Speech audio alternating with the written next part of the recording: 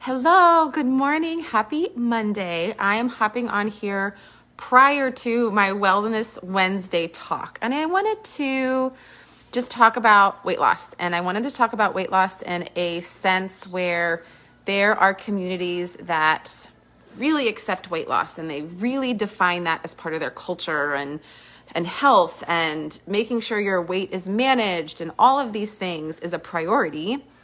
I work a lot in eating disordered spaces or disordered eating spaces where weight loss is shamed, where you're not supposed to be talking about weight loss. You're not supposed to be controlling your body, accepting things as is. So that's definitely a different sense. It's a different community. But I wanted to just, if you're not in either land, you're just kind of in the middle, being aware of those different communities. And when you're watching things on social media, maybe having a bird's eye view of where people are coming from. So a lot of times in health, there can be weight normative culture, weight inclusive culture, which is all fancy jargons for maybe a philosophy.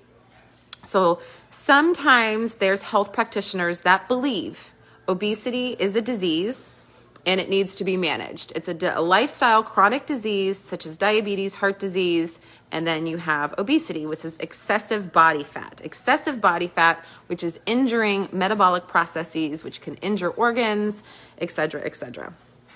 There's lots of research, Western medicine-based research in the scientific method that can look at how this is happening. And then there's lots of population-based studies on how that's happening. On a different camp, there are health practitioners that do believe that obesity is not a disease.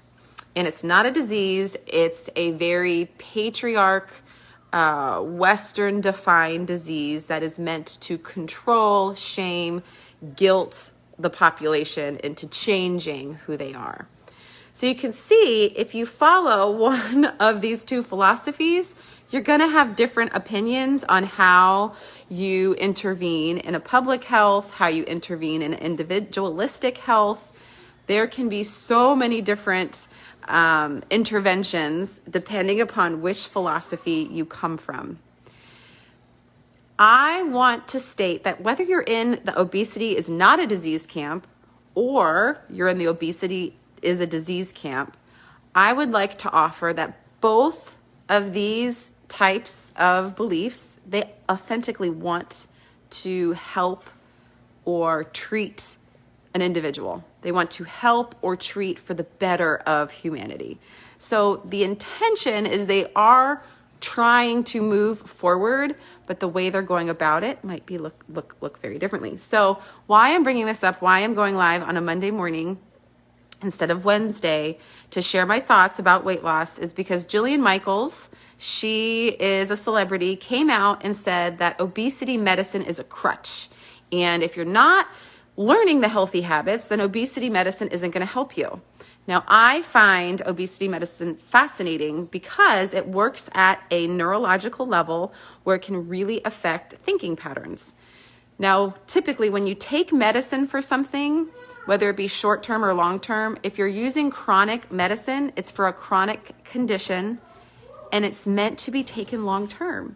So the argument is, oh, well, if you're taking obesity medication and you're losing weight with this medicine, when you stop taking the medicine, you'll stop losing weight. Well, yeah, that's the point of the medicine. It's a chronic medication. So I was watching a physician who I really admire and like. He's an obesity specialist, and he was saying that if you have a blood pressure medication and you're taking it to manage your blood pressure long term, there are definitely healthy lifestyle patterns that you can do to maybe reduce the medication. But in light of that, you do need to take the medication long term to keep your blood pressure down. You stop taking it, your blood pressure goes up. And so there are some camps that shame taking blood pressure medication, saying, well, if you were to eat right or lose weight, you wouldn't need to take medication. But isn't the medication helpful? Isn't that something good to help this person live longer? So I think you have to check, all right, maybe Jillian Michaels really prides herself on teaching health habits, but to step into someone's world and say, well, it's a crutch. Well, the crutch actually helps somebody walk. So use the crutch, and that's okay if they are. Shaming them or saying that they shouldn't be doing something because of your opinion that you technically have, since I've checked, no medical specialty in actually treating them. Be very careful on how you use your platform. In my experience, topics of health, especially your body, especially the food that you eat, is so tender. It can hit chords that relate to how you were raised, how you were taught how to look at your body, how you were taught how to eat. And it's not just about the what. It's not just about the weight. It is so much deeper, and you're treading on really, really sensitive waters. So it's so important to be gentle and kind and firm. I got this from an acupuncture, that fascinating woman. It's so important to be gentle and kind and firm when working with people in a health space, whether it be weight management, and that could be needing to restore weight. Some of the hardest cases I've had are, oh, here's my little one, are individuals who are trying to gain weight. And they're experiencing body shame just as much as someone who is trying to lose weight. But they're not given as much compassion. And that is almost harder to work with the body in that way, because it requires a lot of intentional work and a lot of discomfort.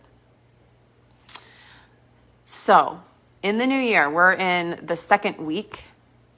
There is probably still some motivation to change your body, to change your food. So keep at it, whatever you're doing, whatever camp you're in, whether it be obesity is not a disease or obesity is a disease, both do require gentle, kind, firm conversations, but both do require looking at your mindset.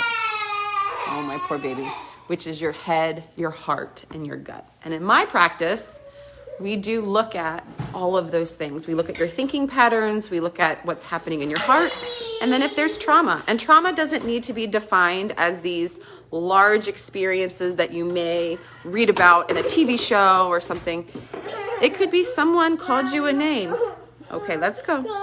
All right. It could be, let's see what Lukey needs. What do you need? You want Buzz? No. All right, we might end this so I can help this little one. Are you okay? Not okay. If you would like to further this conversation, I would love to talk to you about it. If you want some assistance in your weight management and your experience on how you experience weight management, I have a free assessment that I would love for you to take. If not, you can schedule a free time with me just to kind of explore this. Sorry, I got interrupted. Have a wonderful day. Weight loss is fun for me to talk about. Weight management is fun for me to talk about. It's definitely a passion of mine. Have a wonderful Monday.